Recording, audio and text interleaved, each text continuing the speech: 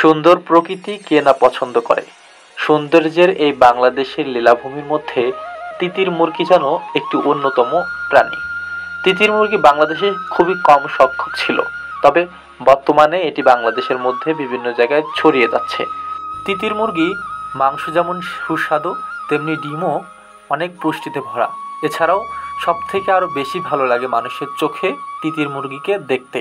সুন্দর ডাকে পুরো বাড়ি মাতিয়ে রাখে এই তিতির মুরগি। দেখতে অনেকটা ময়ূরের মতো হয় এই তিতির মুরগি, অনেকে শখ করেও পেলে থাকেন।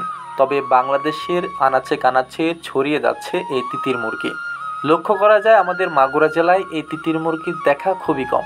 তাই তো এ নিয়ে গবেষণা করা শুরু করলাম, নিজেই তিতির মুরগির খামার করলাম।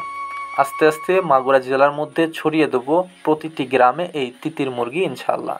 এই লক্ষ্যকে সামনে নিয়ে খুবই স্বল্প রেটে পুরো মাগুরা জেলার মধ্যে তিতির মুরগি ছড়ানোর লক্ষ্যে এগিয়ে যাচ্ছি আপনাদের পাশে। তাই তো আপনারা যারা তিতির মুরগি শখ করে পালতে চান কিংবা তিতির মুরগি বাণিজ্যিকভাবে ব্যবসা করতে চান, তারা আমাদের সাথে যোগাযোগ করতে পারেন। তিতির মুরগির ছোট্ট একটি বাচ্চা ব্রুডিং করার পরে আস্তে আস্তে আপনি আপনার পরিবারেই বড় করে তুলতে পারেন, আর সেটির পরামর্শ পাবেন আমাদের স্ক্রিনে দেওয়া মোবাইল নাম্বারে। তিতির মুরগির অনেক দাম হয়, সেটি সবার কাছে কেনা সম্ভব হতো না। তবে নিজস্ব খামারে এই বাচ্চা ফোটাই বলে খুবই স্বল্প রেটে দিতে পারবো সবাইকে।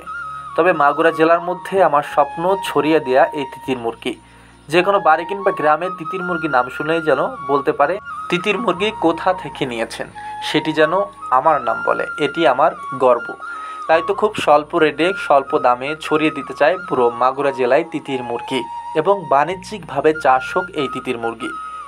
শুধুমাত্র এই তিতির মুরগির সৌন্দর্যের জন্যই যে পছন্দনীয় তা নয়, এটি কিন্তু মুরগিটা অনেকটা দেশি টাইপের, তাই তো রোগবালাই খুবই কম।